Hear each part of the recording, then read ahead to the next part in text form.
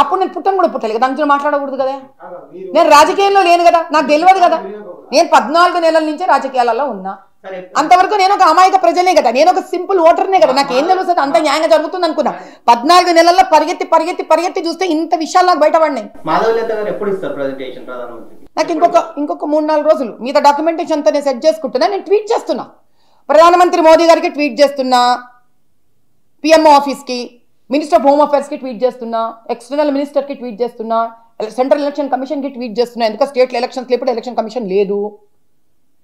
Defence మినిస్ట్రీకి tweet చేస్తున్నా, all centre మీడియాకి tweet చేస్తున్నా, ఆల్ తెలంగాణ స్టేట్ మీడియాని పెట్టి నేను ట్వీట్ చేస్తున్నా. ఇంకొక 3 ఇది డైరెక్ట్ ట్వీట్ ఇంతేనయ్యా. నేను ప్రెజెంటేషన్ ఇస్తే ప్రజలకేం తెలియాలా? నా ప్రెజెంటేషన్ అంతా ట్వీట్ ద్వారానే వెళ్ళిపోతుంది. ఫేస్బుక్, ఇన్స్టాగ్రామ్ ట్వీట్ ద్వారానే నా ప్రెజెంటేషన్ వీళ్ళందరికీ వెళ్ళిపోతుంది. ఎందుకంటే ఈరోజు ఇంకా ఏం చేసినా ఓపెన్గా కుల్లంగా దేశంకంతా తెలియాల నేను చేసే పని.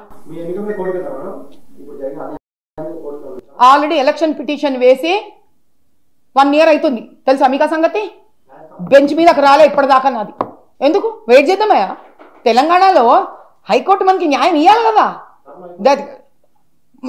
మళ్ళీ వేద్దాం. ఇప్పుడు ఇక్కడ తెలంగాణ ప్రజలు ఉన్నారయ్యా, వీడికి న్యాయం జరిగిపోతే ఇప్పుడు పోగలడా సుప్రీంకోర్టు? పోగలడా?